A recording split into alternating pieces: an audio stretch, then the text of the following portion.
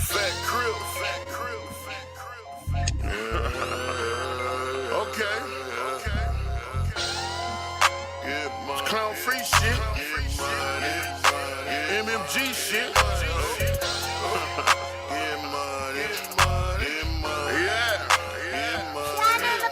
I'm the same nigga, I'm the same nigga, I'm the same nigga, I'm the same nigga, I'm the same nigga, I'm the same nigga, I'm the same nigga, I'm the same nigga, I'm the same nigga, same old street nigga. I'm the same nigga, same old trap nigga. I'm the same nigga, same old Mac nigga. I'm the same nigga, poor nigga, mad nigga. Yeah, serve a nigga that fits. In the hood with a stick. Mindset get rich. On cuz that's it. I was working that scale. Really beating that pot. In the hood with that drop. Trying to ride me a drop. Selling working my socks. Get the dough with my Glock. Pop a nigga through the peephole. All that funny shit can get stopped. Hey, niggas know about the kid now. Yeah, niggas know you get stick down. SK hold 3 now. That 3 harm get sweet down.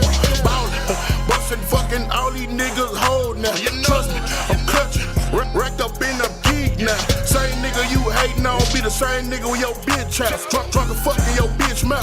Beatin' it down on your bitch cat. I'm the same nigga, I'm the same nigga. I'm the same nigga, I'm the same nigga. I'm the same nigga, I'm the same nigga. I'm the same nigga, I'm the same nigga. I'm the same nigga, same old street nigga. I'm the same nigga, same old trap nigga. I'm the same nigga, same old Mac nigga. I'm the same nigga, poor nigga.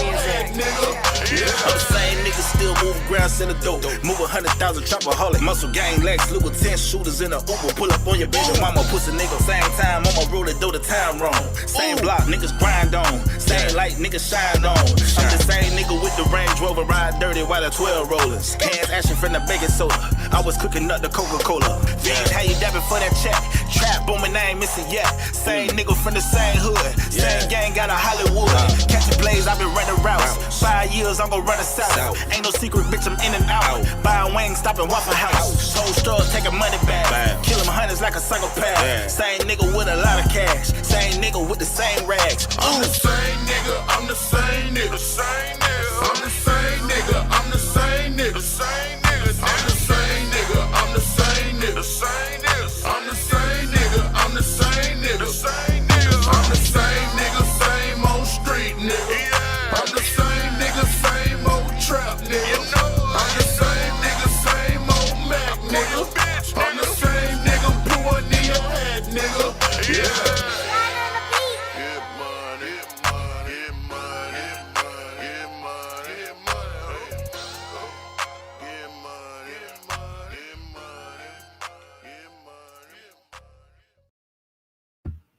Yo, we back, man. You know how we rocking, man.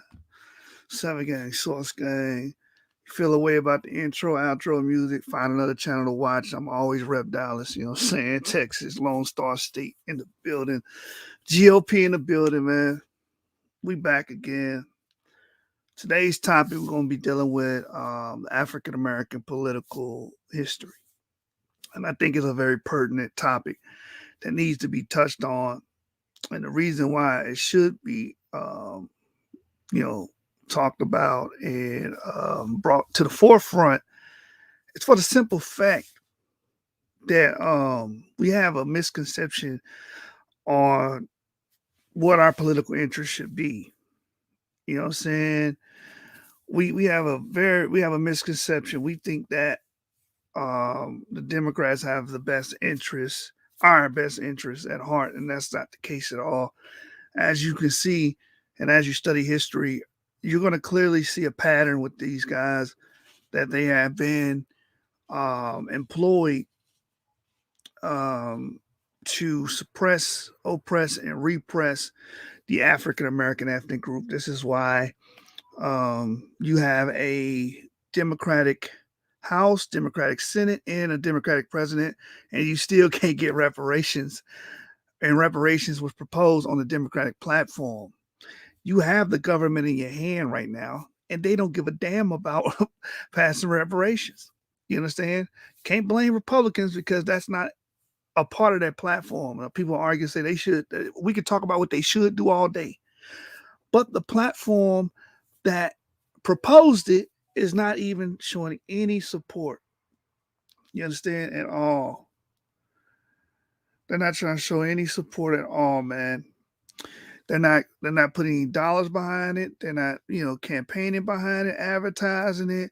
They're not writing any bills. They don't even want to study it. Like, it's because they're dangling a carrot in front of black people and say, hey, we got reparations, come vote for us like you've been voting. They know they're going to get 80 to 90% of the African-American vote, so they really don't have to try hard. You understand? I, for one, I support conservative values. I support lower taxes. I support small businesses. I support pro-life. I support the nuclear family. These things could be used as forces to galvanize and restore the African American community, but the African American community have to open their eyes and see that. So today we're going to deal with the history behind these things, and the history behind it should open your eyes to a history that has been hidden.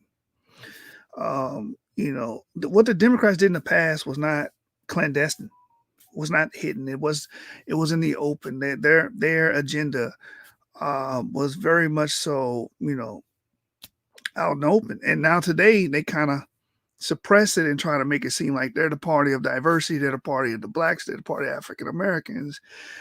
And they're not openly racist. But if you just look at their policies, you can see how the welfare state has oppressed and repressed us. You can see how many of the litigation and policies that they bring forth has pretty much harmed our people, sticking our people and trapping them in public schools that fail, for instance, has pretty much bolstered the numbers of our children into poverty, manufactured poverty. So we're going to deal with that history, man. Let me get this link out. Anybody want to join? You can. You understand? There it is. Boom. It's in the chat. So we're going to deal with some historical pieces on, first, I want to establish the origin of the Republican Party, because, a lot of people don't even know that. They don't know why the Republican Party was formed. What was its mission? What was the purpose behind it? So I'm going to start with that, then work my way up with the African Americans and their political sphere during these times. You guys will appreciate it later, so just sit back and enjoy today's episode as we learn and comb through history. All right, so let me share my screen and let's get started. All right, this is from ushistory.org, and it's the origins of the Republican Party. It says Trientine spawned new forces. The Missouri Compromise of 1820 divided the country at the 36-degree, 30-degree parallel between the pro-slavery agrarian South and anti-slavery industrial North, creating an uneasy peace which lasted for 3 decades.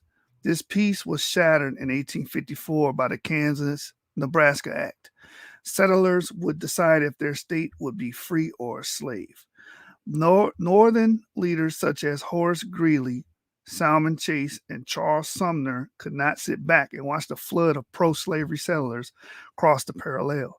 A new party was needed. So I want this to be noted.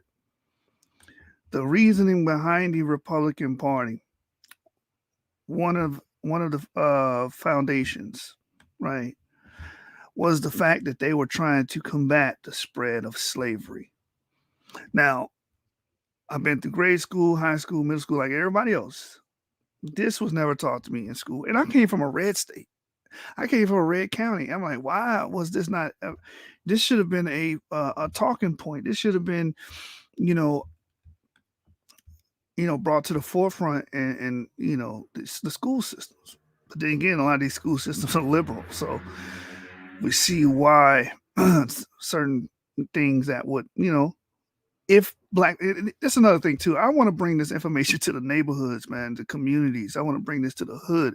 I want to bring this to the children. They need to learn this stuff because a lot of them are clueless, especially when we're dealing with allyship and what side that we need to side on to get things done. And what is more conducive for African Americans when we say that in this two-house party system, which side is, going to align with our values. We have to start with the origin. And with the origin, these people were abolitionists. These people were formed to stop the spread of slavery. It says, where was the party born? Following the publication of the appeal of the Independent Democrats in major newspapers, spontaneous demonstrations occurred. In early 1854, the first Proto-Republican Party meeting took place in Ripon, Wisconsin. On July 6, 1854, on the outskirts of Jackson, Michigan, upwards of 10,000 people turned out for a mass meeting under the oaks. This led to the first organizing convention in Pittsburgh on February 22nd, 1856.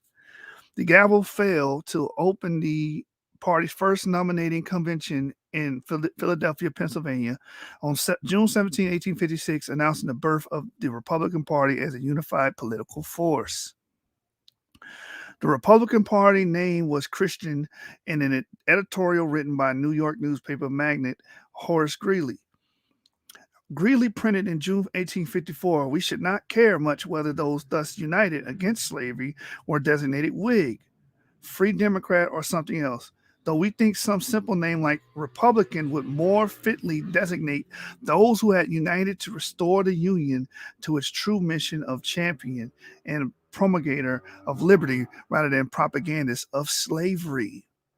So as we can see, they were calling this party the promulgator of, let me get rid of this person right here. Let's see, this person don't want to be here, so, all right. The promulgator of liberty. This is the origin of the party. This is how they got their name, why they call themselves Republicans, the meaning behind it. Some of them came from the Whig Party. But the key central theme here is that, and what they unified and galvanized behind was being anti-slavery and calling themselves the promulgators of liberty. The election of 1854 saw the Republicans take Michigan and make advances in many states, but this election was dominated by the emergence of the short-lived American or Know-Nothing Party. By 1855, the Republican Party controlled a majority in the House of Representatives. The new party decided to hold an organizing convention in Pittsburgh in 1856, leading up to the Philadelphia Convention. As the convention approached, things came to a head and to blows. On the floor of the Senate, Democratic Representatives Preston Brooks and Lawrence Tate, South Carolina, brutally attacked Charles Sumner with a cane, and Sumner gave a passionate anti-slavery speech, which Brooks took offense. He was related to the main antagonist of Sumner's speech, South Carolina Senator Andrew Butler. So as we can see, things were getting heated, they was getting violent, and we could see that these people, a part of this Republican Party from the onset, were speaking against slavery. They were going against slavery. It says both representatives resigned from Congress with severe indignation over their ouster, but were returned to Congress by South Carolina voters in the next year. Sumner was not able to return to the congressional halls for 4 years after the attack. Brooks was heard boasting, next time I will have to kill him, as he left the Senate floor after the attack. On the same day as the attack came the news of the armed attack in Lawrence, Kansas, as a direct outgrowth of the settler sovereignty of the Kansas-Nebraska Act. An armed band of men from Missouri and Nebraska sacked the town of Lawrence and arrested the leaders of the free state. The anti-abolitionists had made it clear that settler sovereignty meant pro-slavery, labeled only as ruffians by Southern politicians. Horace Greeley was quick to decry both events as plots of the pro-slavery South.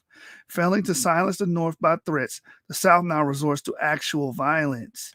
The first rumblings of the Civil War had begun. The stage was set for the 1856 election, one which held the future of the Union in its grasp.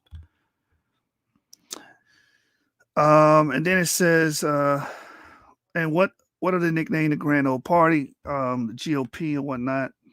This is the origin of this. It says the nickname of the Republican Party didn't attach to it until 1888. Previously, the nickname had been used by Southern Democrats after the Republicans won back the presidency in Congress for the first time since the Grant administration. The Chicago Tribune proclaimed, "Let us be thankful that under the rule of the Grand Old Party, these United States will resume the onward and upward march which the election of Grover Cleveland in 1884 partially arrested." All right, so now you guys have an understanding of why the Republican Party was formed. Because a lot of people were like, "Oh, well, they always try to give ulterior motives to the Civil War and the freeing of the slaves," but that's coming. Y'all speaking from a place of ignorance. I can't blame you guys because no one talks about this. No one sat you down and said, "Listen, this is the origin of this party. The party was formed to be anti-slavery and stop the spread of slavery." So it makes a lot of sense that a war was fought to free African Americans.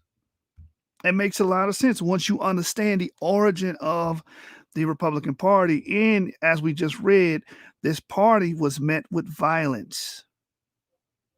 You know, these Southern Democrats want to kill congressmen behind their sentiments and their anti-slavery speeches. Okay? And I'm going to do my best to try to get this information on the streets. You know what I'm saying? I can do so much on the channel, but I'm going to try to get this information on the streets because a lot of our people are left in the dark on purpose. And that's by design. Okay? Let me get to the next document that I want to cover, which is the South after the Reconstruction. And I'm choosing to go to articles, free articles, because I've been reading from the book Oxford Handbook of African Americans from 1865 to the present. That book's over $100, but you can get this information for free as well on the internet. So this is why I'm just going through the articles. Again, this article is from ushistory.org. Okay, you can find this article, and it's dealing with the origins of the Republican Party. All right, so let's move on to the next one. I want to deal with the Reconstruction era after the Civil War. Again, this website's totally free. Anybody can go to this website. This is from lumenlearning.com. You remember I always put an emphasis on education and how we live in an age of information. So you guys can literally go to these websites like Lumen Learning, Khan Academy, so on and so forth, and learn about any topic, whether it be historical, science, math, or what have you. All right, so this is the South after Reconstruction. And it starts with the freed slaves. Southern states undermine efforts at equality with laws designed to disenfranchise blacks, despite of a series of federal equal right laws. I just want to make a quick highlight and point there. This is why I say, instead of fighting for reparations or just saying you're fighting for reparations, rather, how about we form a class action lawsuit towards the Democratic Party, because it has been the platform that has historically stunted our growth and made sure that we were stagnated. And we could point to several cases in which they did so. Every law that was made in our benefit, they went out their way to stop it.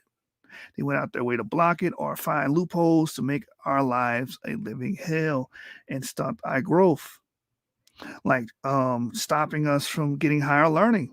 And saying, listen, we talked about that yesterday. They did not want us to go into school and learn and seek things of higher learning. They wanted us to stay in manual labor so they can benefit and we make pennies on the dollar and work for them and the plantation owners, even after we were freed, even after emancipation. This is what the Democrats were doing. And we covered that yesterday on African Americans in Education Part 2. If you haven't watched that, I advise you to go watch that after this broadcast ends. So I just want that to be noted. I think we'll cover a lot of ground and gain a lot of traction if we do a class action lawsuit to the party and to the platform that is culpable for passing all of these policies that pretty much harmed us, repressed us, and oppressed us. Okay?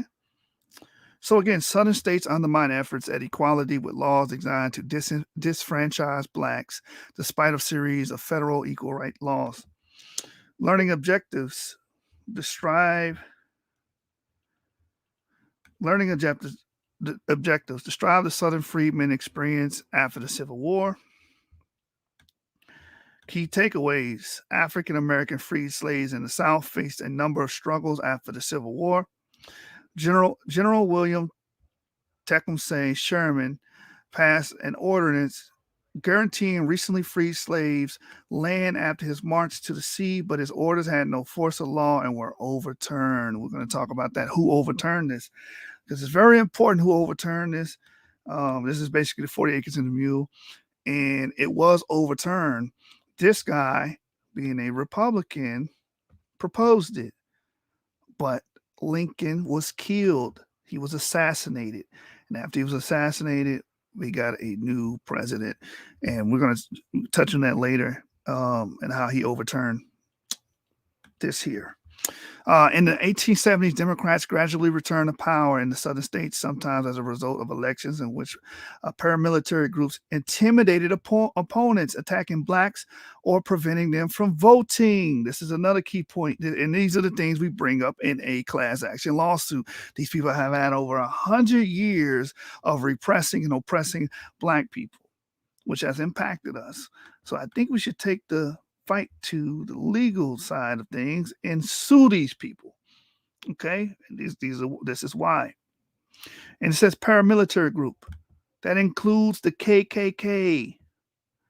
These factions were enacted and created and formed to prevent black people from voting.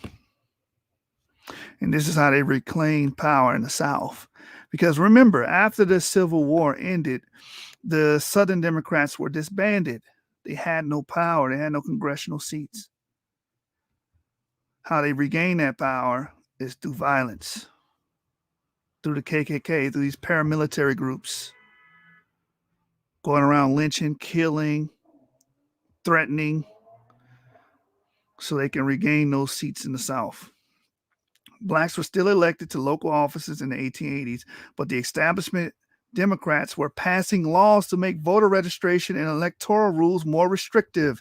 One of those rules is the grandfather clause. You guys can look that up, where they're saying, well, if you weren't always a voter, you can't vote now. You have to get grandfathered in. Why is that a problem? We were not citizens and didn't have a right to vote until after the Civil War. So there's no way we could vote. You understand? So you can see why we should sue for damages. When people ask, what should we do? We should sue for damages. It should be a class action lawsuit. So as a result, political participation by most blacks and many poor whites began to decrease. Those who could not vote were not eligible to serve on juries and could not run for local offices. They effectively disappeared from political life as they could not influence the state legislatures and their interests were overlooked. So all the people, I want you guys to notate this, that people say voting doesn't matter. Voting leads to your autonomy because it leads to your representation. Once you limit that right and you make it where blacks cannot, have a political say or voice, this happens. We were not able to serve on juries, could not run for local offices. So now we don't have a say in the cities that we live in. We don't have a pull in the cities that we live in. They effectively disappeared from political life as they could not influence the state legislatures and their interests were overlooked. And that's another thing. Your vote is your currency, it's your political currency. And if you don't have that, your interests will be overlooked. So these are the key points. We covered that. We're going to read it in detail below. But right here says the key terms: Ku Klux Klan, a racist vigilante group who violently suppressed black civil rights after the end of the Civil War. This goes to this part right here where it says sometimes as a result of elections in which paramilitary groups intimidated opponents. This is how Democrats regained power in the South through force, through the Ku Klux Klan and these paramilitary groups that were going around terrorizing people. They were terrorists. This is the history you need to learn. Okay, so right here, Jim Crow laws, state and local laws in the United States enacted between 1876 and 1965 that mandated the jury racial segregation in all public facilities in southern states of the former Confederacy.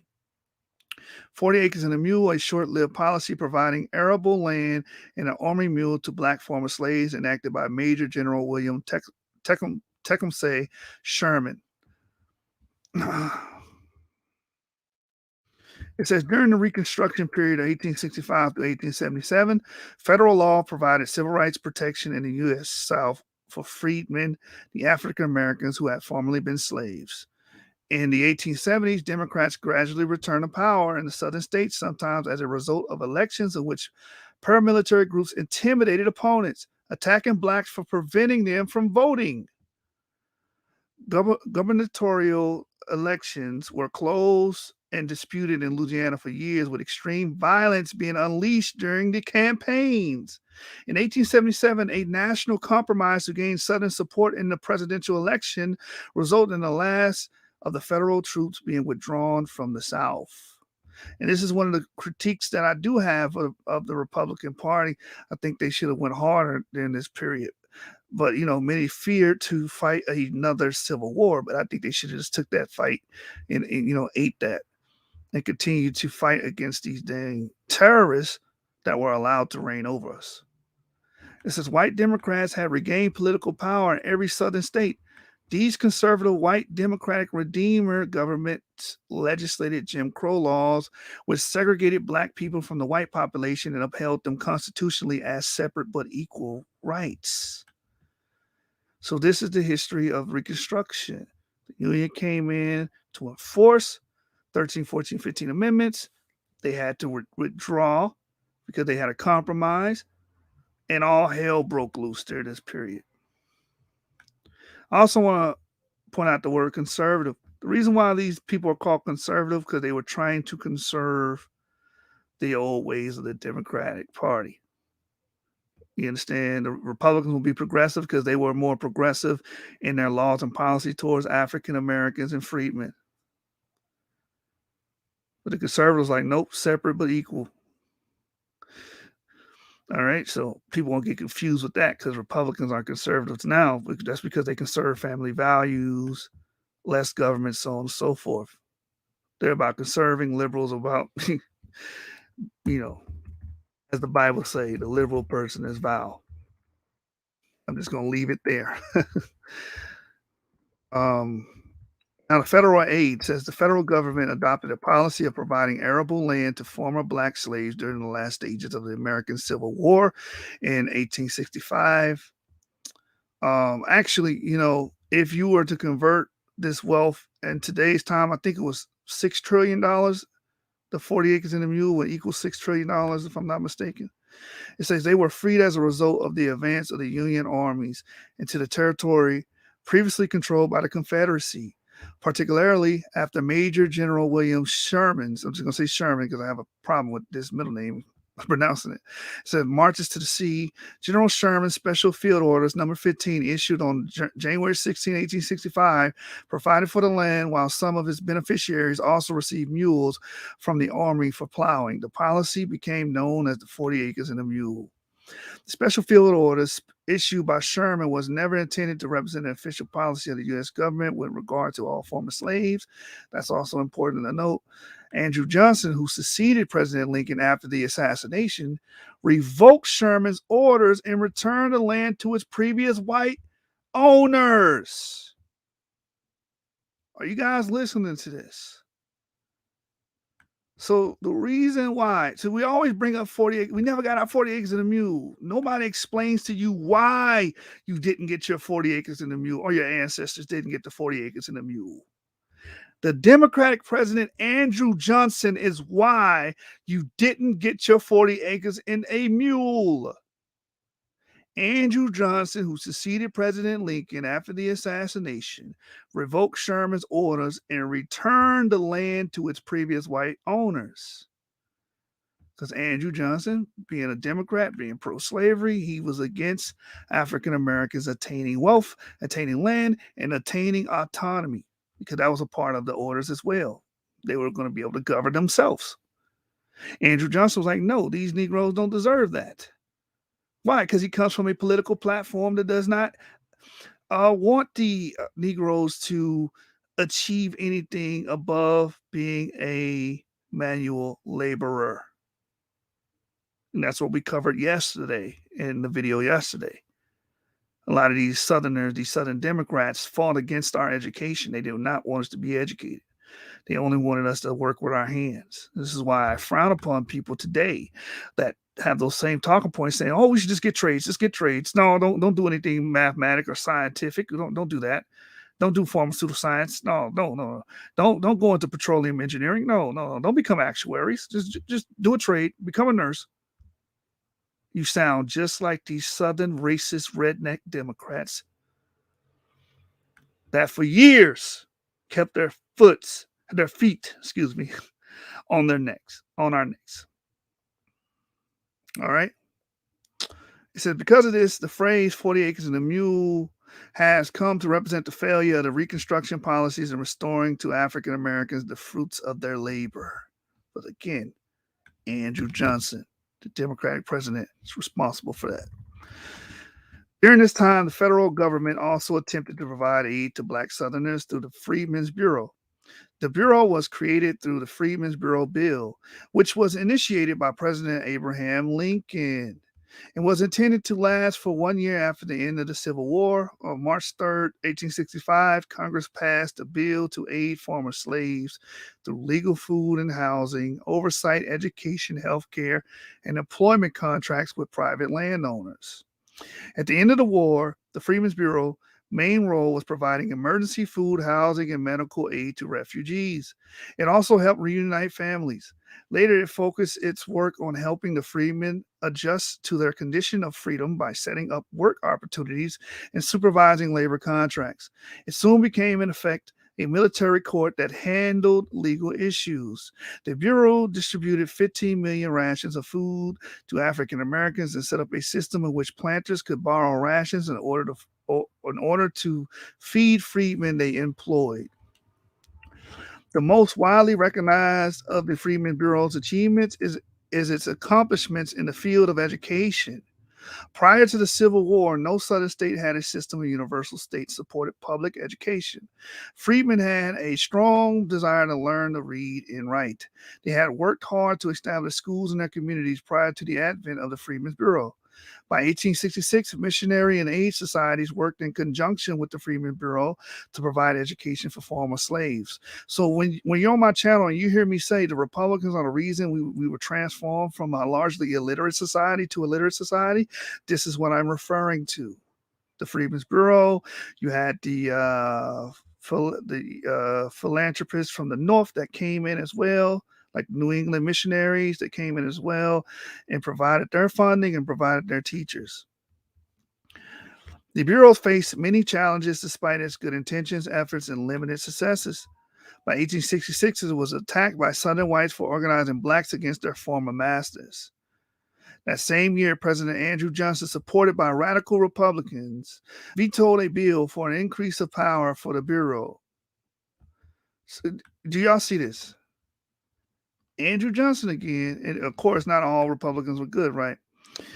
Vetoed a bill for an increased power of the Bureau. So they were trying to write a bill up, and this damn evil ass president made sure that this got vetoed.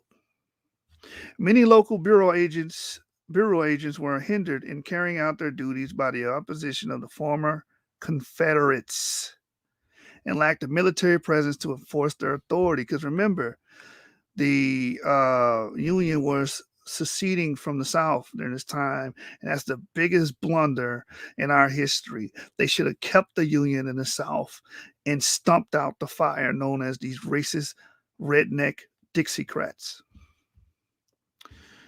Black disfranchisement. Jim Crow laws were state and local laws enforcing racial segregation in the southern United States. Many of these laws were focused on legally disfranchising the freedmen, especially with regard to voting, thereby blocking their participation in political life.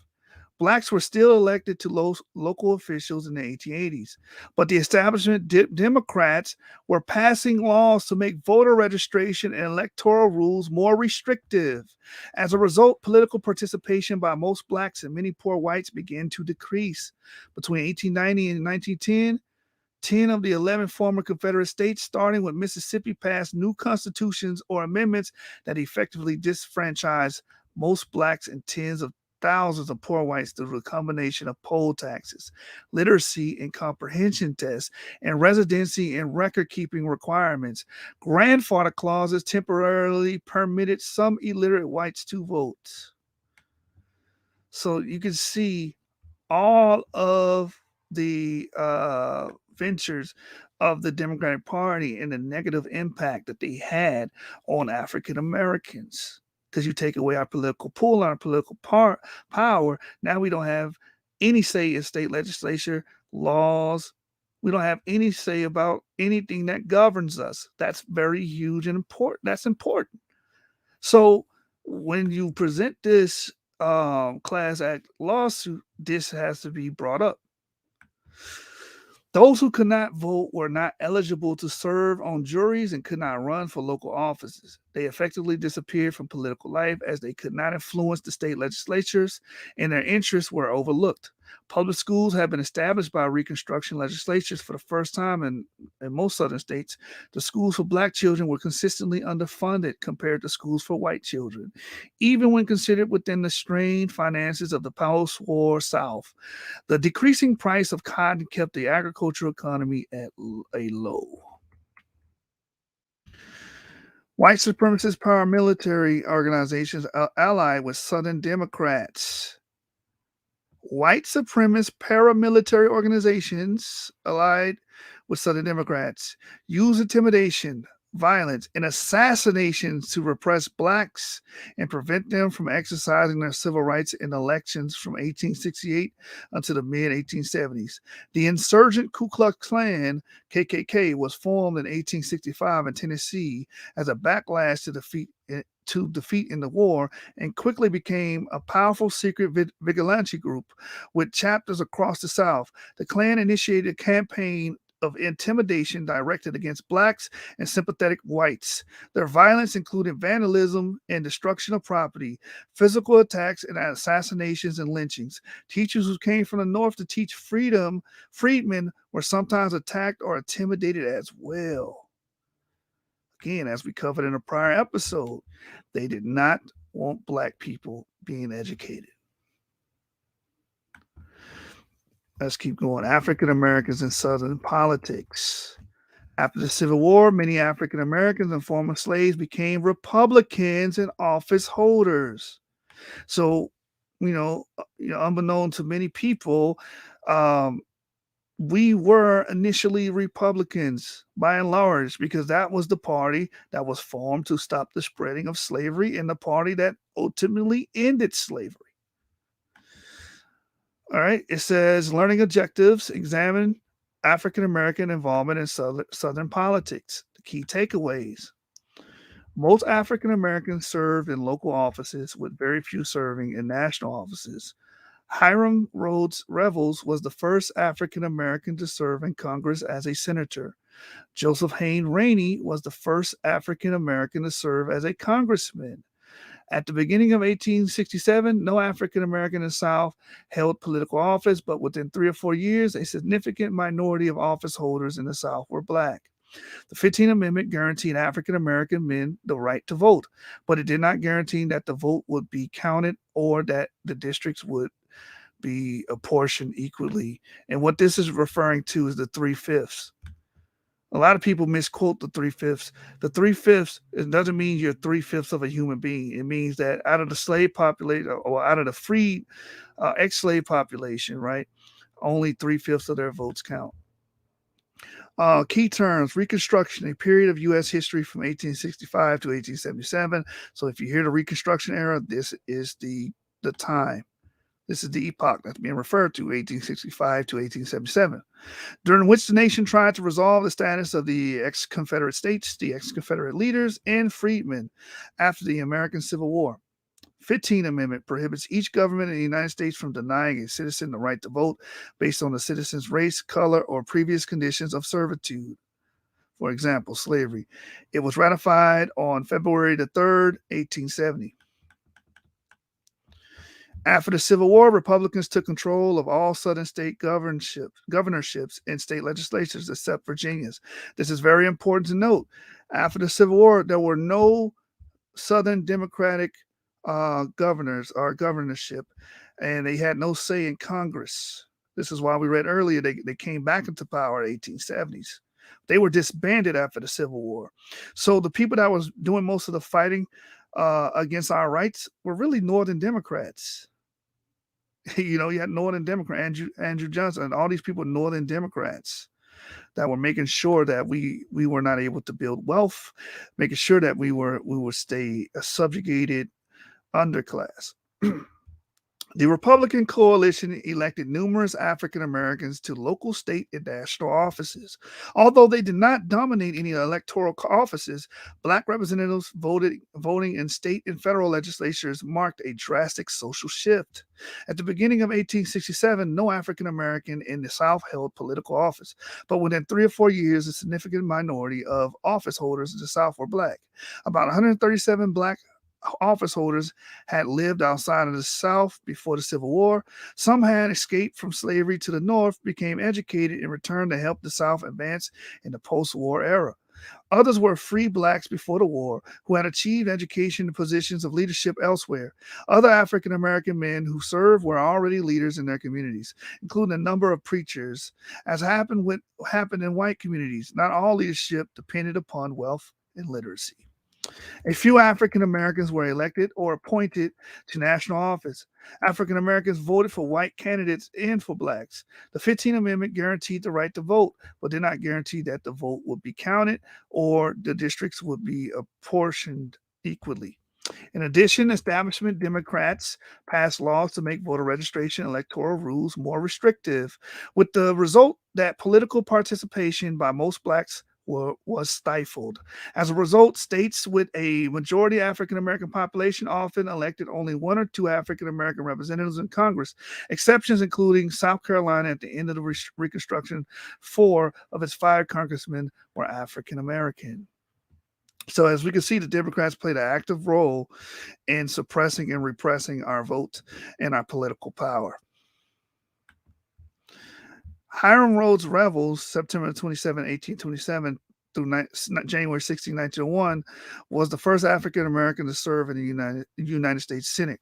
Because he preceded any African American in the House, he was the first African American in the U.S. Congress as well. He represented Mississippi in 1870 and 1871. And there's actually a photo to the right here of Hiram. It says, as a senator, Revels advocated compromise and moderation. He vigorously supported racial equality and worked to reassure his fellow senators about the capability of African Americans. In his maiden speech to the Senate on March 16, 1870, he argued for the reinstatement of the Black legislators of the Georgia General Assembly who had been illegally ousted by white Democratic Party representatives. White Democratic Party representatives. So that real quick for a recapitulation of what we just read, most of the people that are opposing our political rise, our economic rise, our education, these were Democrats. This was the Democratic platform. And not only were they combating us, trying to find loopholes through legal means, they were also using physical threats and terrorist groups known as the Ku Klux Klan and other paramilitary groups in the South to, kill us, hang us, beat us and threaten us to keep us out of the political sphere, because that's how you gain power. Let's keep reading.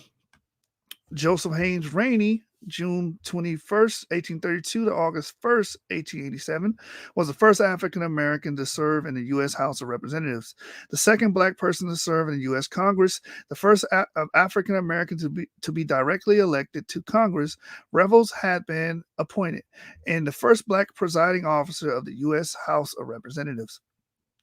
During his term in Congress, Rainey supported legislation to protect the civil rights of Southern blacks, working for 2 years to gain passage of the Civil Rights Act of 1875. A lot of people don't even know about this act.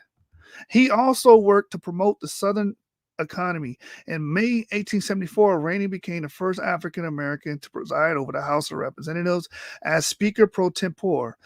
Rainey was born into slavery and was freed in the 1840s, and when his father purchased his and his family's freedom. The next segment, and here's Joseph Rainey to the right. You can see a photo of him there. All right, so carpetbaggers and scallywags. Still with this terminology. Carpetbaggers and scallywags are pejorative terms that were used by Southerners during the Reconstruction period. So learning objectives define the terms carpetbaggers and scallywags. And this segment is going to deal with the importance of allyship, which I always bring up. We do need allies, and the Republican Party was a very strong ally for us at the onset. After the Civil War and before the Civil War, they were fighting for our cause, our freedom, and our rights. All right. So here, key takeaways. The term carpetbaggers refers to Northerners who moved to the South after the Civil War during Reconstruction. Many carpetbaggers were said to have moved to the South for their own financial and political gains. Scallywags were white Southerners who cooperated politically with black freedom and Northern newcomers. Scallywags typically supported the Republican Party. Scallywag, any white Southerner who supported the federal plan of Reconstruction after the Civil War, or who joined with the black freedmen and the carpetbaggers in support of Republican Party policies.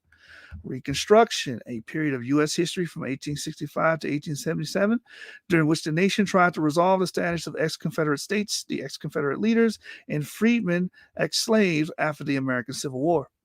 Carpetbagger, a pejorative term for Northerner who moved to the South after the American Civil War, especially one who went south to gain political influence or personal wealth. This term also can refer to someone perceived as intervening in the politics of an area without actually having a connection to that area. 3 groups comprised the Republican Party in the South after the Civil War. Scalawags were white Southerners who supported the party. Carpetbaggers were recent arrivals from the North, and freedmen were freed slaves. Although the carpetbagger and scalawag were originally terms of opprobrium, they are now commonly used in scholarly literature. Politically, the carpetbaggers were usually dominant. They comprised the majority of Republican governors and congressmen.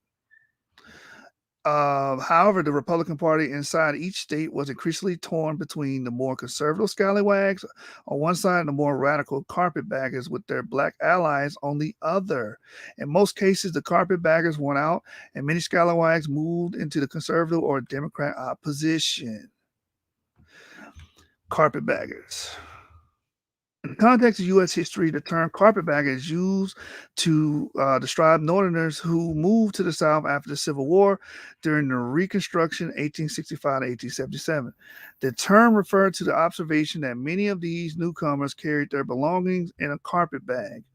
This was a sturdy, common form of luggage at the time and was made from pieces of used carpet. The term carpetbagger was used as a derogatory fashion and communicated the fear among Southerners that opportunistic outsiders were conspiring to exploit Southern resources. Together with Republicans, carpetbaggers were viewed as politically manipulating formerly Confederate states for their own financial and political gains. Carpetbaggers were seen as insidious Northern outsiders with questionable objectives who attempted to meddle with and control Southern politics. In fact, carpetbaggers became a powerful political force during Reconstruction. 60 carpetbaggers were elected to Congress, and they included a majority of Republican governors in the South during Reconstruction. Many carpetbaggers moved to the South as social reformers. Beginning in 1862, Northern abolitionists moved to areas in the South that had fallen under Union control. School teachers and religious missionaries arrived in the South, some sponsored by Northern churches. Some were abolitionists who sought to continue the struggle for racial equality. They often became agents of the Federal Freedmen's Bureau, which stated operations in 1865 to assist the vast numbers of recently emancipated slaves. These are all Republicans doing this.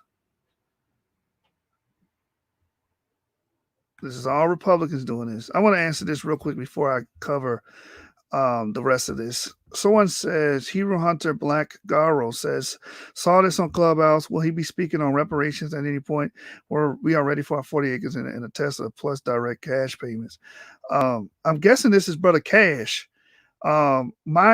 I have a different approach. I think we should do a class action lawsuit for all of the things that we're reading now, and the Democrats pretty much abating us and stifling our ability to have any economic growth gains or autonomy. So that's my approach.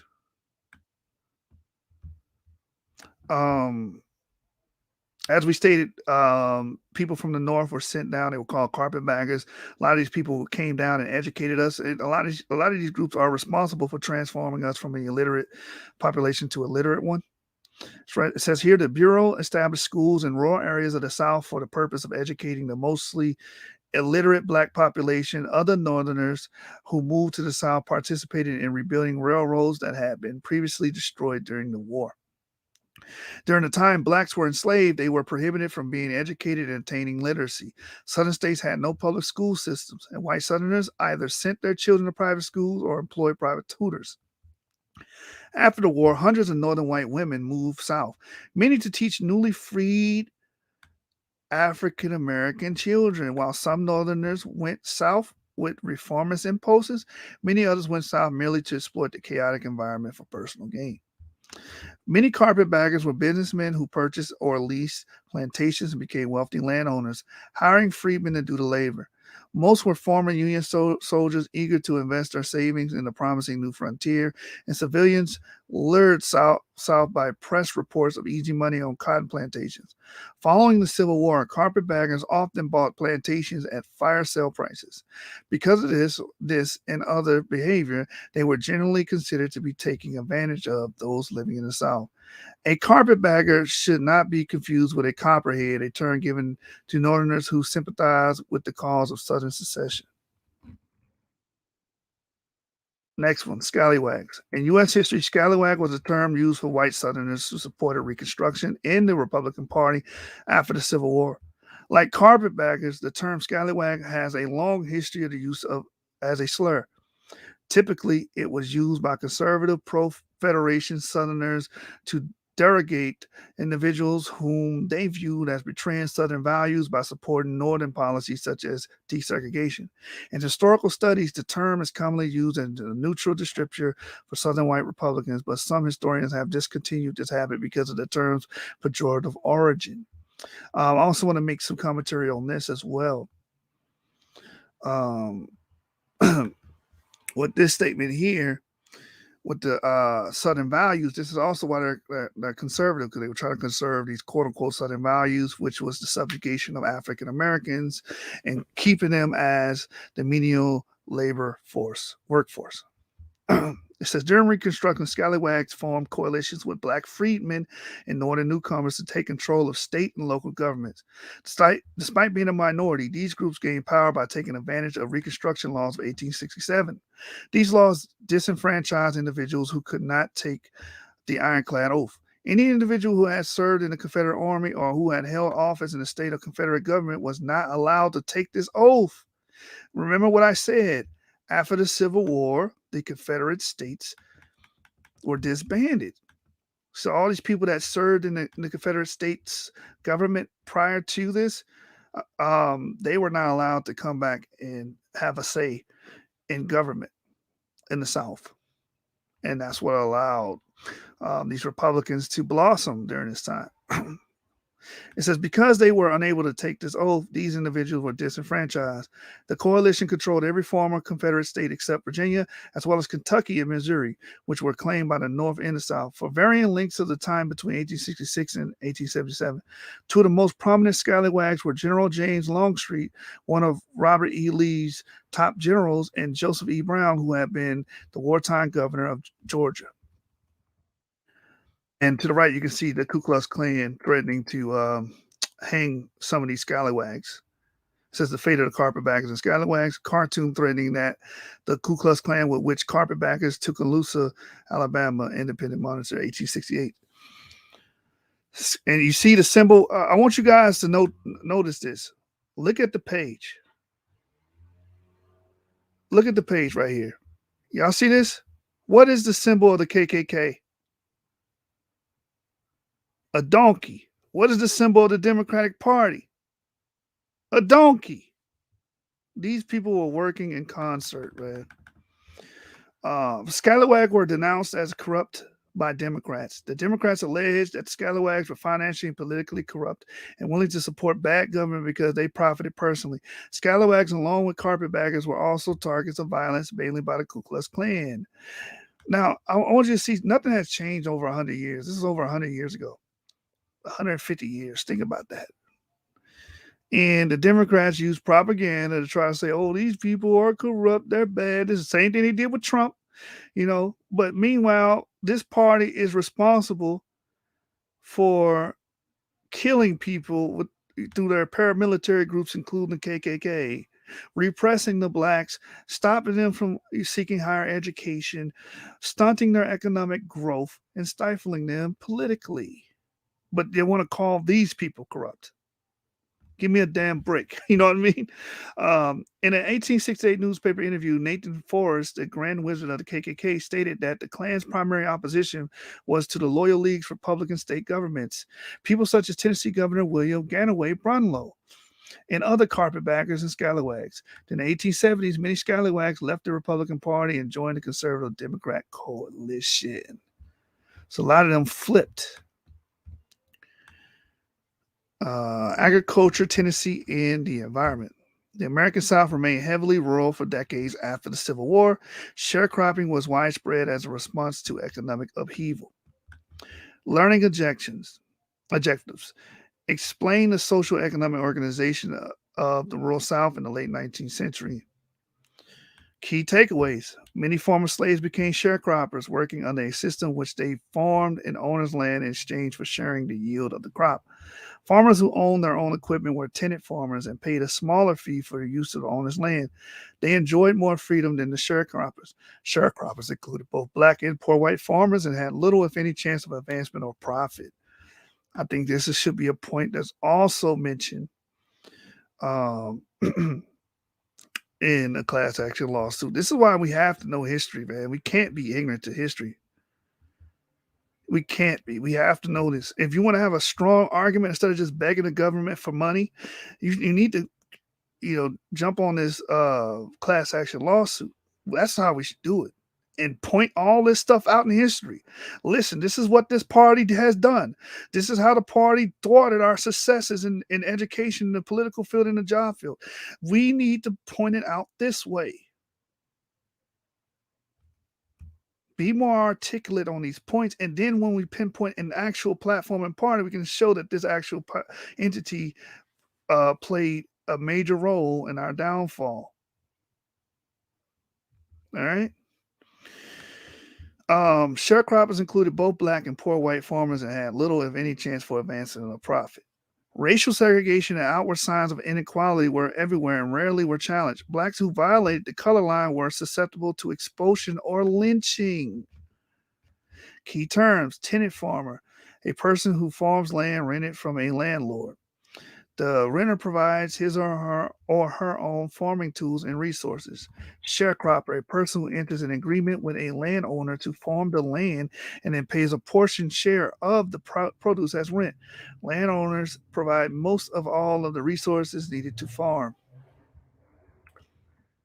The South remained heavily rural after the Civil War up until World War II. There were only a few scattered cities. Small courthouse towns serviced the foreign population. Local politics revolved around the politicians and lawyers based at the courthouse. Mill towns, narrowly focused on textile production or cigarette manufacturing, began opening in the Piedmont region, especially in the Carolinas. Racial segregation and outward signs of inequality were everywhere and rarely were challenged. Blacks who violated the color line were susceptible to expulsion or lynching. Cotton became even more important than before, even though prices were much lower. White Southerners showed a reluctance to move north or to move to cities, so the number of small farms proliferated, and they became smaller and smaller as the population grew. Sharecropping. Sharecropping became widespread as a response to economic upheaval caused by the emancipation of slaves and disenfranchisement of poor whites in the agricultural South during Reconstruction. So now we see why sharecropping was brought up. And again, sharecropping thwarted our economic successes as well. But this was a response because now that we're free, they can't force us to be slaves. So they found ways to work around that and make us work pennies on dollars, which also touches on my point that I did in our prior episode, where they did everything in their power to defund schooling, so we couldn't seek anything else outside of manual labor, any other means for survival. When slavery ended, the large slave-based plantations were mostly subdivided into tenant or sharecropper farms of 20 to 40 acres. Many white farmers and some blacks owned their land. However, sharecropping along with tenant farming became a dominant form in the Cotton South from the 1870s to the 1950s. Among most blacks and whites, by the 1960s, both had largely disappeared. Sharecropping was a way for very poor farmers, both white and black, to earn a living from land owned by someone else. The landowner provided land, housing, tools, and seed, and perhaps a mule, and the local merchant provided food and supplies on credit. At harvest time, the sharecropper received a share of the crop from 1/3 to 1/2, with the landowner taking the rest. The sharecropper used his share to pay off his debt to the merchant. The system started with blacks when large plantations were subdivided. By the 1880s, white farmers also became sharecroppers. Plantations had first relied on slaves for cheap labor prior to emancipation. Sharecropping was limited to poor landless whites, usually working marginal lands for absent landlords. Following emancipation, sharecropping came to be an economic arrangement that largely maintained the status quo between blacks and whites through legal means. I hope y'all understanding what's being read here. This was used as a mechanism to keep blacks down, subjugated. Who was behind it? The white slave owners, the ex-slave owners, landowners. These were the Democrats. And they did it through legal means. They did it with their political force. They did it with their military. And they made sure one of the biggest things contributing to this is making sure that we only got vocational education, how to work with our hands and not with our minds. So they kept us as this menial labor workforce, which thwarted our economic advances. In the Reconstruction era United States, sharecropping was one of the few options for penniless freedmen to conduct subsistence farming and support themselves and their families. Other solutions included the crop lien system, in which the farmer was extended credit for seed and other supplies by the merchant, the rent labor system, which former slaves rented land but kept the entire crop, and the wage system, in which the worker earned a fixed wage but kept none of the crop. Sharecropping was by far the most economically efficient, as it provided incentives for workers and produced a bigger harvest. It was a stage behind simple hire labor because the sharecropper had an annual contract. During Reconstruction, the Freedmen's Bureau wrote and enforced the contracts. Though the arrangements protected sharecroppers from the negative effects of bad crop, many sharecroppers, both black and white, were economically confined to serf-like conditions of poverty. To work the land, sharecroppers had to buy seed and implements, sometimes from the plantation owner, who often charged exorbitant prices against sharecroppers next season. And you see how this was a damn scam, man. Rural Tennessee. Rural Tennessee refers to the type of tenant farming arrangement that a landowner can use to make full use of property he may not otherwise be able to develop properly. A tenant or a non-landowner will take residency on the property of the landowner and work the land in exchange for giving the landowner a percentage of the profits from the eventual crop. The system was distinct from sharecropper. Unlike sharecroppers who were giving all resources by the landowner, tenant farmers rented the land, provided their own tools and mule, and received half the crop. Landowners provided more supervision to sharecroppers and less or none to tenant farmers. Tenant farming was historically a step up on the agricultural ladder from hired hand or sharecropper, taken by young farmers as they accumulated enough experience and capital to buy land. The term rural tenancy usually describes the situation of previously enslaved people who were then tenants on the landowner's property. The landowner would extend to the farmer shelter, food, and necessary items on credit to be repaid out of the tenant's share of the crop. The farmer could, if he desired, charge the tenant extremely high interest on the advance pay because there were no lending laws applicable to migrant or tenant workers at the time. This could ultimately result in the tenant owing the landlord more money than his share of the crop at harvest, forcing the farmer to be further indentured to the landowner. So basically, you're a damn slave.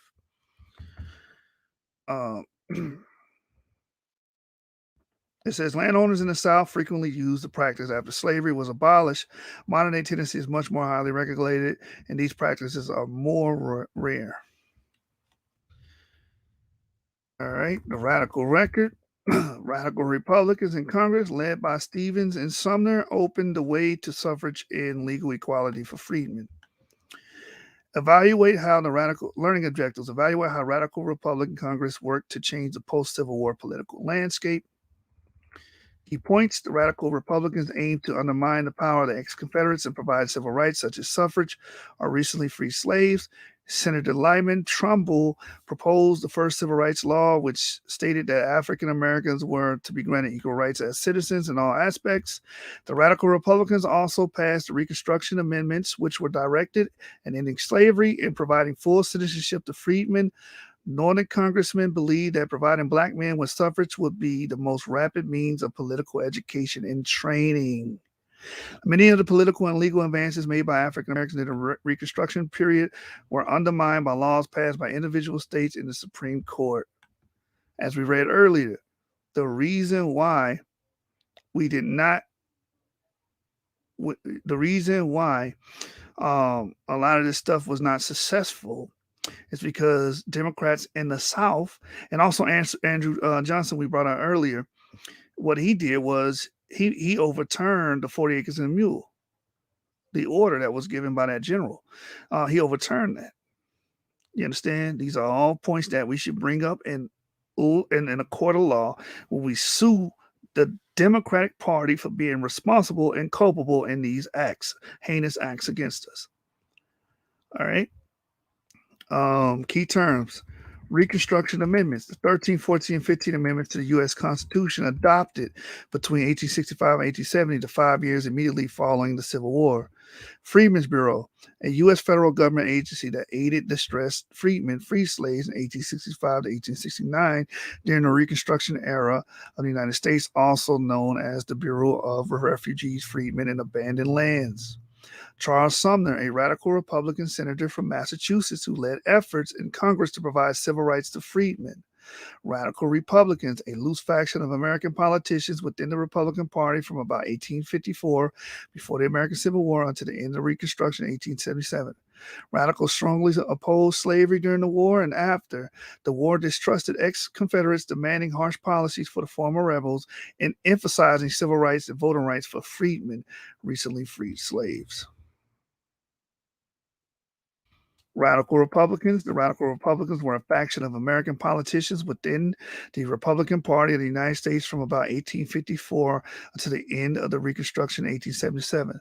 They called themselves radicals and were opposed during the Civil War by moderate Republicans led by Abraham Lincoln, conservative Republicans, and largely pro-slavery and later anti-Reconstruction Democratic Party. Radical Republicans strongly opposed slavery during the war and after the war, distrusted ex-Confederate Confederates, demanding harsh policies for punishing the former rebels and emphasizing equality, civil rights, and voting rights for the freedmen. By 1866, the radical Republicans supported federal civil rights for freedom, which President Johnson opposed. By 1866, the radical Republicans supported federal civil rights for freedmen, which President Johnson opposed. Remember, Abraham Lincoln was killed by John Wilkes Booth. And after that, President Johnson rose to fucking power, which he was a Democrat, and he opposed the civil rights of the freedmen. This is the history and legacy of the Democrats. By 1867, they defined terms for suffrage for freed slaves and limited early suffrage for many ex-Confederates.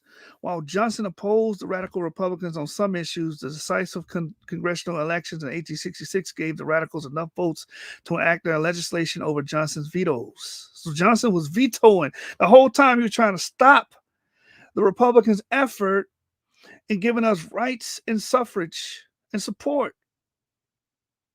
Through elections in the South, ex-Confederate office holders were gradually replaced with a coalition of freedmen, which is African Americans, Southern whites, scallywags, and Northerners who had resettled in the South, carpetbaggers. Charles Sumner and Thaddeus Stevens. Concerned that President Johnson was attempting to subvert congressional authority, Republicans in Congress took control of Reconstruction policies after the election of 1866. Radical Republicans led by Charles Sumner and Thaddeus Stevens opened the way to suffrage for male freedmen. As the chief radical leader in the Senate during the Reconstruction, Sumner fought hard to provide equal civil and voting rights for the freedmen on the grounds that consent of the governed was a basic principle of American republicanism, and to block ex-Confederates from power so they would not reverse the gains made from the Union's victory in the Civil War. This goes back to what I have always talked about, allyship. You need allies. You need people that are outside of your group that are fighting for the interests of your group. And that's what was going on during this period. Thank God we had people like Charles Sumner and Thaddeus Stevens. Sumner, teaming with the House leader Thaddeus Stevens, battled Andrew Johnson's Reconstruction plans and sought to impose a radical program on the South. The radical Republicans were generally in control of policy, although they had no compromise with the moderate Republicans. The Democrats in Congress had almost no power. Historians generally refer to this period as radical Reconstruction. And as to the right, you can see Charles Sumner.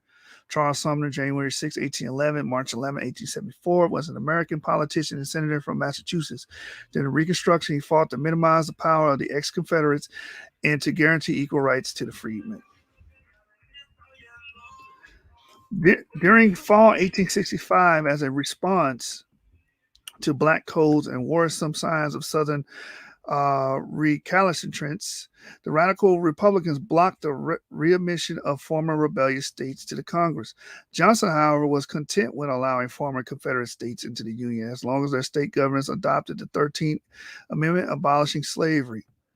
As you can see, Johnson was trying to bring all these people back in that was going to reverse all the good that these radical Republicans were doing. It says by December 6, 1865, the amendment was ratified and Johnson considered Reconstruction over. Radical Republicans in Congress disagreed. They rejected Johnson's moderate Reconstruction efforts and organized the Joint Committee on Reconstruction, a 15-member panel to devise more stringent Reconstruction requirements for the Southern states to be restored to the Union. In January 1866, Congress renewed the Freedmen's Bureau, which Johnson vetoed in February. Although Johnson sympathized with the plights of the freedmen, he was against federal assistance. An attempt to override the veto failed on February 20th, 1866. This veto shocked the congressional radicals.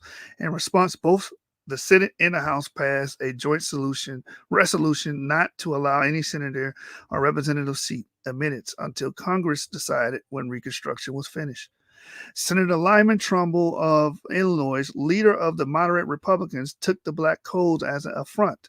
He proposed the first civil rights law because the abolition of slavery was empty if laws were to be enacted and forced depriving persons of African descent of privileges which were essential to free citizens. The law stated that African Americans were to be granted equal rights as citizens. Congress later passed the Civil Rights Bill, although strongly urged by moderates in Congress to sign the Civil Rights Bill. Johnson broke decisively with them by vetoing it on March 27, 1866. His veto message objected to the measure because it conferred citizenship on the freedmen at the time when 11 out of 36 states were unrepresented and attempted to fix by federal law a perfect equality of the white and black races in every state of the Union. Johnson said it was an invasion by federal authority of the rights of the United States. It had no warrant in the Constitution and was contrary to all precedents. The Democratic Party, proclaiming itself the party of the white man, North and South, supported Johnson. Y'all see that? Johnson was the president fighting hard against our rights, hard against us being rehabilitated because we're just coming out of slavery. We need to be rehabilitated. We needed that suffrage. We needed that help. We needed that financial aid so we can get on our feet and establish ourselves as a polity. And Johnson did everything in his power to make sure that would not happen. So this is the importance and the hurt that we felt when Abraham Lincoln was killed, because this douchebag became president. And who was behind him? The Democratic Party. This should be a point to be brought up in a class action lawsuit against this damn racist, Marxist platform. However, the Republicans in Congress overrode his veto. The Senate overrode the veto by the close vote of 33 to 15. The House vote by 122-41. Then the Civil Rights Bill became law. Congress also passed another version of the Freedmen's Bureau bill, which Johnson again vetoed. This time, however, radical Republicans mustered enough congressional support to override Johnson's veto. Johnson just vetoed every damn thing. Anything to support African Americans, Johnson went against. All right. It says radical Republicans also passed the Reconstruction Amendments, which were directed at ending slavery and providing full citizenship to freedmen. Northern congressmen believed that providing black men with suffrage will be the most rapid means of political education and training. For instance, the 14th Amendment, whose principal drafter was John Bingham, was designed to put the key provisions of the Civil Rights Act into Constitution.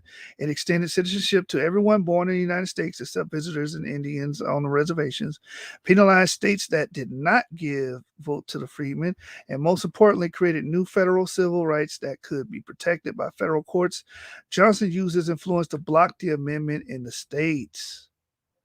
While many blacks took an active part in voting and political life and rapidly continued to build churches and community organizations, white Democrats and insurgent groups used force to regain power in the state legislatures, passing laws that effectively disfranchised most blacks and many poor whites in the South. End of the radical Reconstruction. The end of Reconstruction was a staggered process, and the period of Republican control ended at different times in different states.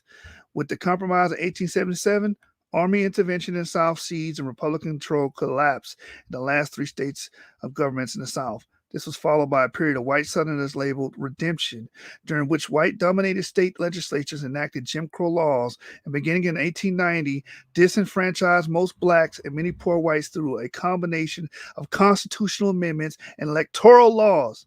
The white Democrat Southerners' memory of Reconstruction played a major role in imposing a system of white supremacy and second-class citizenship for blacks, known as the Age of Jim Crow. Many of the ambitions of the radical Republicans were undermined and unfulfilled. Early Supreme Court rulings around the turn of the century upheld many of these new Southern constitutions and laws, and most blacks were prevented from voting in the South until the 1960s.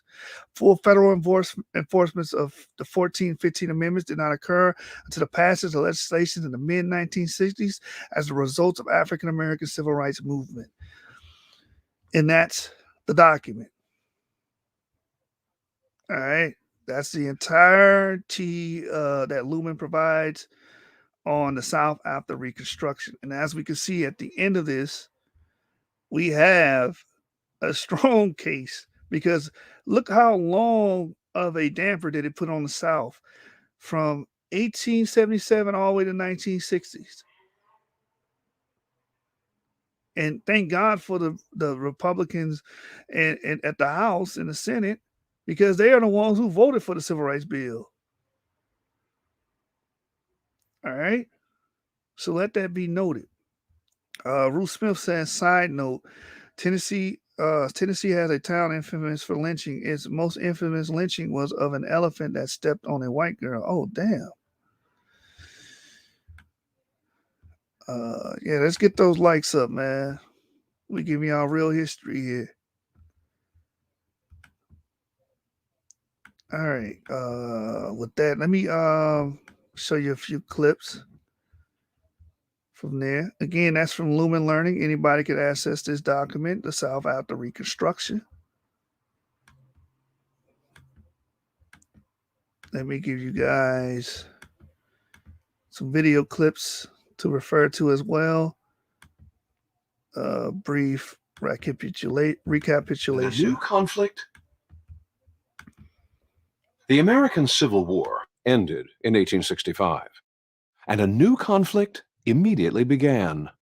The North won the first war, the South won the second. To truly understand American history, one needs to understand how this happened and why. The years immediately following the end of the Civil War, 1865 to 1877, are known in American history as Reconstruction. What should have been a glorious chapter in America's story, the full integration of 3.9 million freed slaves, instead became a shameful one. It began with the assassination of Republican President Abraham Lincoln. 1 week after the Civil War effectively ended, the one man with the political savvy and shrewdness to have guided Reconstruction was gone. His successor was Vice President Andrew Johnson, a Tennessee Democrat. Johnson was the rare Southern politician who stayed loyal to the Union during the Civil War. Lincoln added him to his re-election ticket in 1864 as a gesture of wartime bipartisanship, but Johnson was wholly unprepared for the task. Under his Reconstruction plan, the defeated rebels would be allowed to return to power, almost as if they had never left. The only requirement to rejoin the Union was that they agree to ratify the 13th Amendment that abolished slavery. This was fine with the old Southern Democratic ruling class. By agreeing to abolish slavery, they would actually increase their political power. Whereas the Constitution's old 3/5 clause limited slave states to counting only 3/5 of their slaves for the purpose of determining representation in Congress, after the Civil War, the Southern states were able to count 100% of the freed slaves. This would ensure the return to Congress of Southern Democrats and in even greater numbers than before the rebellion, allowing them, with the help of their Democratic Party allies in the North, to fight Republican efforts to secure the citizenship rights of the former slaves. Johnson's plan set off 3 years of bitter political warfare. The Republicans in Congress created their own congressional Reconstruction plan. Still in the overall majority there, they reorganized 10 of the Southern states into military occupation zones, requiring them to write new state constitutions that recognized Black civil rights before they could be readmitted to the Union. Over fierce Democratic opposition, the Republicans also managed to pass 2 new amendments to the Constitution, the 14th and 15th Amendments, guaranteeing due process in law and voting rights in elections. Those rights enabled the former slaves to help elect new state governments, to hold office, and even to send the first Black representatives and senators to Congress, all Republicans. Most important, in 1869, with the help of 500,000 votes from newly enfranchised Blacks, a new Republican president, Ulysses S. Grant, took office. Grant was solidly behind the Congressional Reconstruction Plan. But a new problem arose. Disgruntled Southern whites organized themselves into ad hoc militias to terrorize Southern Blacks and their white Republican supporters into silence. The largest and most famous of these militias went by a still familiar name, the Ku Klux Klan. President Grant fought the Klan and other like-minded terror groups, But the fight required an extended military intervention to keep the peace, and that cost time and money. Grant also had to deal with Northern Democrats who were sympathetic to Southern racism. With each new election, 1868, 1870, and 1872, they gained more congressional seats and more power. And then in 1873, a major financial depression began.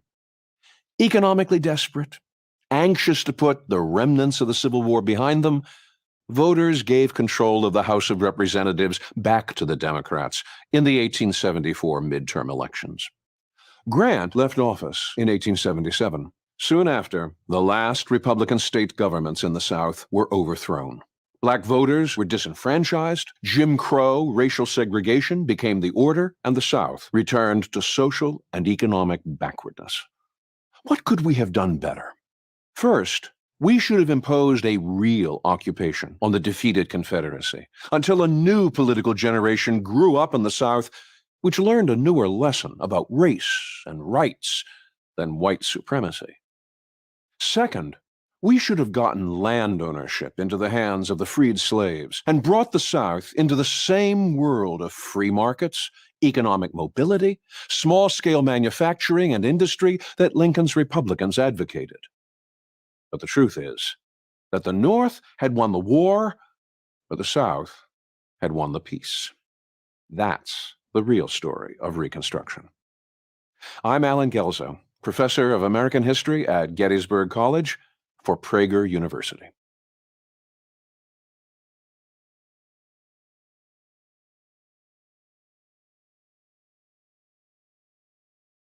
To help keep As you can see, videos free, please consider. As you can see, the damage that they railed on the Black community is insurmountable at this point. And as we can see, the damage has happened. So what are we going to do about it? We know the African American political history. We were not damn Democrats back then. We were Republicans. The Republicans fought for our cause. They're the reason why we have the right to vote. The reason why we have citizenship. The reason why we can get due process. They're the reason for those things. The reason why we came from an illiterate population to a literate population. They were pro-education. The people that stood in our way and contested the Democrats, the Republicans were the Democratic Party. And they did it with violence. They did it with their military. They did it unjustly. So these things need to be taken into consideration. Especially a lot of you brothers and sisters that blindly support the Democrats, man. You are blindly supporting your downfall, and it's bad because 90% of African Americans are doing that. American voters, they are voting for the people that have a history at suppressing and oppressing and repressing African Americans. I'm gonna give you guys one more video, and we're gonna close it out. I think we're unique. One more video. All right.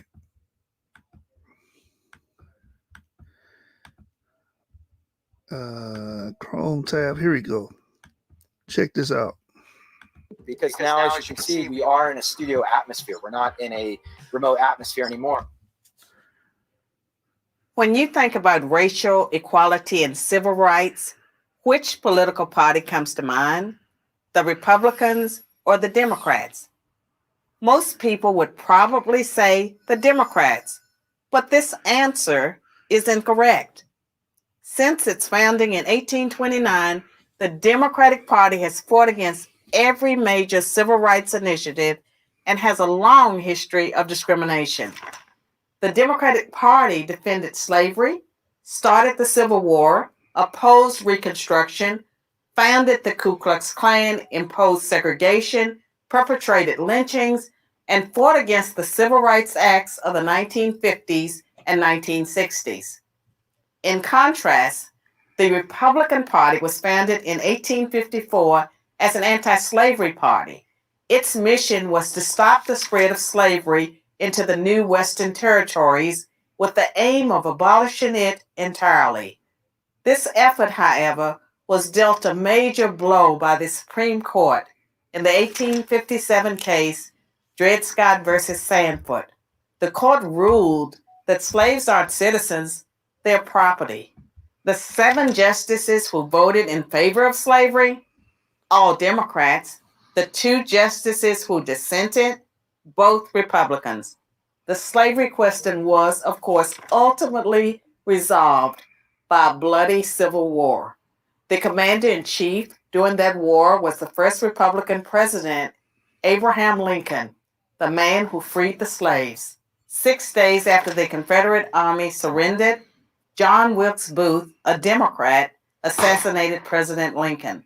Lincoln's vice president, a Democrat named Andrew Johnson, assumed the presidency. But Johnson adamantly opposed Lincoln's plan to integrate the newly freed slaves into the South's economic and social order. Johnson and the Democratic Party were unified in their opposition to the 13th Amendment, which abolished slavery, the 14th Amendment, which gave blacks citizenship, and the 15th Amendment, which gave blacks the vote. All 3 passed only because of universal Republican support. During the era of Reconstruction, federal troops stationed in the South helped secure rights for the newly freed slaves. Hundreds of black men were elected to Southern state legislatures as Republicans, and 22 black Republicans served in the U.S. Congress by 1900. The Democrats did not elect a black man to Congress until 1935. But after Reconstruction ended, when the federal troops went home, Democrats roared back into power in the South. They quickly reestablished white supremacy across the region with measures like black codes, laws that restricted the ability of blacks to own property and run businesses, and they imposed poll taxes and literacy tests used to subvert black citizens' right to vote. And how was all of this enforced? By terror, much of it instigated by the Ku Klux Klan, founded by a Democrat, Nathan Bedford Forrest. As historian Eric Foner, himself a Democrat, notes, in effect, the Klan was a military force serving the interests of the Democratic Party. President Woodrow Wilson, a Democrat, shared many views with the Klan. He resegregated many federal agencies and even screened the first movie ever played at the White House, the racist film, The Birth of a Nation, originally entitled The Klansman. A few decades later, the only serious congressional opposition to the landmark Civil Rights Act of 1964 came from Democrats. 80% of Republicans in Congress supported the bill, less than 70% of Democrats did. Democratic senators filibustered the bill for 75 days until Republicans mustered the few extra votes needed to break the logjam. And when all of their efforts to enslave blacks, keep them enslaved, and then keep them from voting had failed, the Democrats came up with a new strategy. If black people are going to vote, they might as well vote for Democrats, as President Lyndon Johnson was purported to have said about the Civil Rights Act. I'll have them voting Democrat for 200 years. So now, the Democratic Party prospers on the votes of the very people it has spent much of its history oppressing. Democrats falsely claim that the Republican Party is the villain, when in reality, it's the failed policies of the Democratic Party that have kept blacks down. Massive government welfare has decimated the black family. Opposition to school choice has kept them trapped in failing schools. Politically correct policing has left black neighborhoods defenseless against violent crime. So when you think about racial equality and civil rights, which political party should come to mind? I'm Carol Swain, professor of political science and law at Vanderbilt University for Prager University. Thanks for watching. To keep our videos free, click here. All right. I want to talk about the Eisenhower thing and save it for a later video. But we have other presidents like Calvin Coolidge in the early 20th century that basically stated that the rights of the Negro is sacred as any other citizen. Why? Because he's going back to the the Republican, the old way of the Republican was formed to free slaves and give them, equality. So he understood that Eisenhower, he was one that was known to sending federal troops to Little Rock, Arkansas, and implementing and desegregating schools. He was a Republican. A lot of people forget that was a Republican, and he actually proposed civil rights as well. I think in 1957, and the Democrats voted against it. That was only in 1957. So, keep that in mind, man. You know what I'm saying? We're going to keep bringing that heat rock to y'all, man. 7 gang, Source gang over everything. You know how we rocking, man. I didn't get to put this in earlier, but, next election cycle, if you're African-American, just understand the Democrats have done everything in their power to keep us suppressed and oppressed. And the reason why we're in the projects, the reason why we're in the bottom, we have no economic growth. You heard what they said. They made the black codes to keep us out of business and land ownership. And to this day, we still don't represent too many businesses in the business sector, and we don't have that much land ownership. And that's because of the policies of the Democrats pushing the welfare system on us, keeping us trapped in these failing public schools. These are things that are impacting us economically. Okay, so I'm gonna need y'all to do something next election cycle, which most of y'all probably not. It's fine. I'm gonna be a Republican. I'm gonna choose the right side that aligns with my ideals and what's more conducive for me and mine. But I need you to do this right here. Hi everybody, time to use your noggin. How do you use your noggin, you say? Well, here's how you use it every day. Use your noggin when you write a letter. Use your noggin when you make it better. Use your noggin when you play guitar. Use your noggin to spot a star. Use your noggin when you make a scene. Use your noggin when you mix up green. Use your noggin to play a game. When you use your noggin, it's never the same. Use your noggin to sing a song. Ask another noggin to sing along. Use your noggin with your computer. Hey, that's Z. What could be cuter? Use your noggin. That's what it's for. I'm using my noggin. Are you using yours? Exactly. Are you using yours? All right, man. I'm about to sign off, y'all, man. Make sure you watch the video that was released yesterday dealing with African Americans and the history of education, part 2 and part 1. You can watch both of those videos on Genesis 49ers. I just recently did those. Those videos also touch on how Democrats interfered in our education and made sure that we were trapped as sharecroppers and trapped in manual labor. So very pertinent. Check that out. Got Shoes signing off. Let's get it. Shine on the beat. Whoa. The fat crib. Okay. It's clown free shit. MMG shit.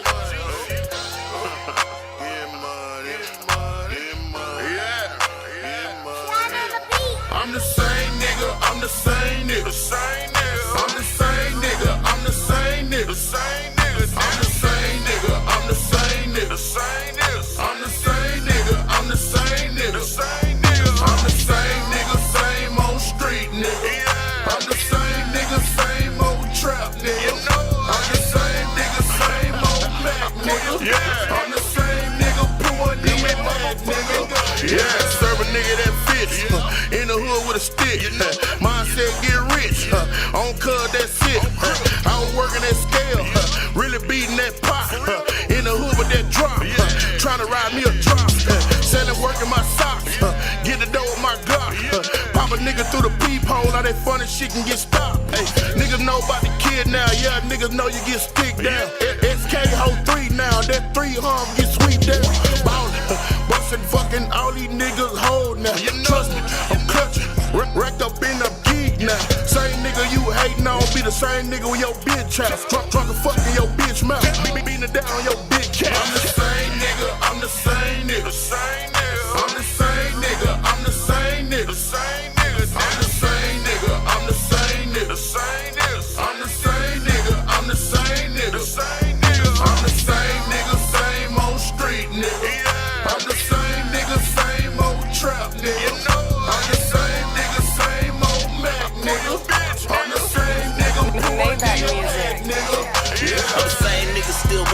grams in the dope. Move 100,000 chopaholic. Muscle gang, Lex, Luger, 10 shooters in a Uber. Pull up on your baby mama, pussy nigga. Same time, I'ma roll it, though the time wrong. Same block, niggas grind on. Same light, niggas shine on. I'm the same nigga with the Range Rover, ride dirty while the 12 rollin'. Cans ashing from the baking soda. I was cooking up the Coca-Cola. Fiends, how you dabbing for that check? Trap booming, I ain't missing yet. Same nigga from the same hood. Same gang got a Hollywood. Catching plays, I been running routes. 5 years, I'm gon' run the south. Ain't no secret, bitch, I'm in and out. Buying wings, stopping Waffle House. Told stores, taking money back. Kill them hundreds like a psychopath. Same nigga with a lot of cash. Same nigga with the same rags. I'm the same nigga, I'm the same nigga, same nigga. I'm the same nigga, I'm the same nigga, same nigga. I'm the same nigga, I'm the same nigga, same nigga. I'm the same nigga, I'm the same nigga, same nigga. I'm the same nigga, same old street nigga. I'm the same nigga, same old trap nigga.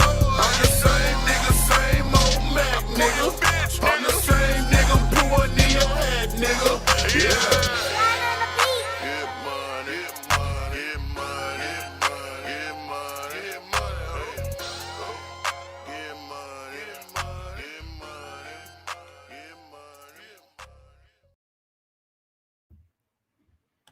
All right, man. Before I get out of here, I just want to say this one thing, man.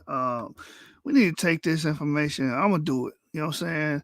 I'm gonna take this information to the hood, man. I'm gonna take this information to the brothers and sisters that's down and out. You know what I'm saying? I'm gonna take this information to them. They need to know because they don't know, and ain't nobody gonna tell them. Media not gonna tell them. MSNBC ain't gonna tell them. CNN ain't gonna. BT ain't gonna tell them.